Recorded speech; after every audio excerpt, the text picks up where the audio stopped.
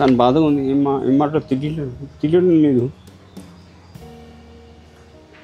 చలనచిత్ర సీమకు ఓ దీపం కోల్పోయింది. ముఖ్యంగా మా కుటుంబ సభ్యులలో కుటుంబ సభ్యురాలు దూరం అయిపోయారు. కృష్ణవేణమ్మ గారు 1949లో మన దేశం చిత్రం ద్వారా మన నాన్నగారిని అందుమని తారక రామారావు వెండితెరకు పరిచయం చేసిన మహాతల్లి కృష్ణవేణమ్మ గారు. చాలా సీమకి కాకుండా మా కుటుంబ సభ్యులు ముఖ్యంగా నాకు అన్నట్టు మా కుటుంబ సభ్యులు ఒక సభ్యులుగా కోల్పోయాం. మన అన్నయ్య గారు అన్నట్టు మోహన్ కృష్ణ గారు అన్నట్టు మన విజయవాడ వజ్రోత్సవం నాడు డిసెంబర్ 14న జరిగింది. వజ్రోత్సవం ఫెలిసిటేట్ చేయడం జరిగింది. ముఖ్యంగా నాకు అదృష్టాన్ని ముందుగా ఆవిడ ఆశీస్సులు తీసుకున్నాను. ఆవిడ కాళ్ళకి దండం పెట్టాను. ఆవిడ ఆశీస్సులు తీసుకుని నేను మాట్లాడాను. ఆ భాగ్యం నాకు కలిగింది ఆవిడ ఆశీస్సులు తీసుకోవడం. డిసెంబర్ 14వ తారీఖు వజ్రోత్సవం ఇక్కడ చేయడం జరిగింది విజయవాడలో. అలాగే సింగపూర్లో కూడా అక్కడ తెలుగు అసోసియేషన్ వారు కూడా చేయడం జరిగింది. జనవరి 26న మనకి రిపబ్లిక్ డే నాడు అక్కడ చేశారు. వారు కూడా అప్పుడు కూడా రమ్మంటే ఇమ్మీడియట్గా ఇమ్మీడియట్గా ఒప్పుకోవడం జరిగింది వస్తానని. కానీ కొన్ని కారణాల వల్ల వీసా రాకపోవడం, ఎందుకంటే పెద్ద వయసు ఆవిడ, కారణాల వల్ల వీసా రాలేకపోయింది. ఎన్ని తలుచుకుంటే చాలా ఆవిడ ప్రేమ అభిమానం మర్చిపోలేమండి.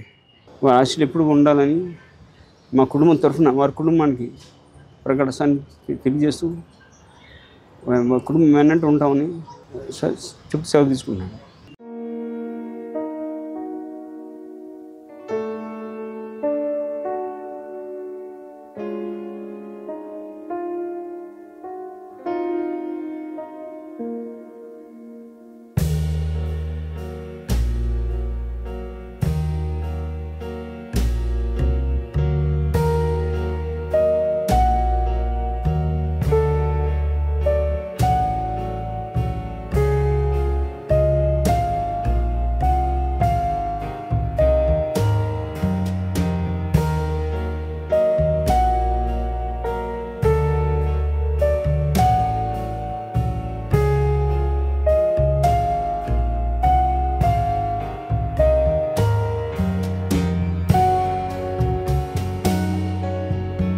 తెలుగు చలనచిత్ర పరిశ్రమ ఒక మహోన్నత వ్యక్తిని కోల్పోయింది.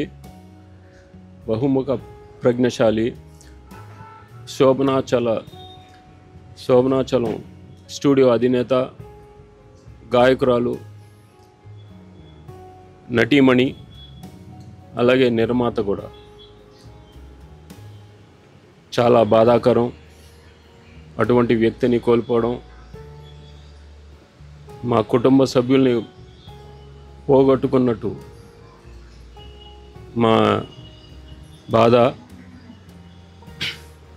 అలాగే మా నాన్నగారి చలనచిత్ర అరంగేట్రం ఈ సంస్థ నుంచే ప్రారంభమైంది. అంటే వారి మొట్టమొదటి చిత్రం మన దేశం రిలీజ్ అయింది ఈ సంస్థతోనే. వీరే నిర్మాతలు. మా నాన్నగారిని ప్రోత్సహించి ఇంతటి వాడిని చేసిన ఘనత వీరికే దక్కుతుంది. వీరి కుటుంబానికి మేము మా నందమూరి వంశం చాలా రుణపడి ఉంటాం. అలాగే మొన్న వజ్రోత్సవం జరిగింది విజయవాడలో. అక్కడ ఆవిడ్ని కలిసే భాగ్యం నాకు దక్కింది. ఆవిడ్ని ఘనంగా సన్మానించాం. ఆవిడ నిండు నూరేళ్ళు జీవించి ఆవిడ జన్మకి ఒక సార్థకం చేసుకున్నారు. ఆవిడ కూతురికి, అనురాధాదేవి గారికి, వారి కుటుంబ సభ్యులకి మా ప్రగాఢ సానుభూతి వ్యక్తపరుస్తూ, అలాగే ఆవిడ ఆత్మకు శాంతి కలగాలని ఆ భగవంతుణ్ణి ప్రార్థిస్తూ సెలవు తీసుకుంటాను.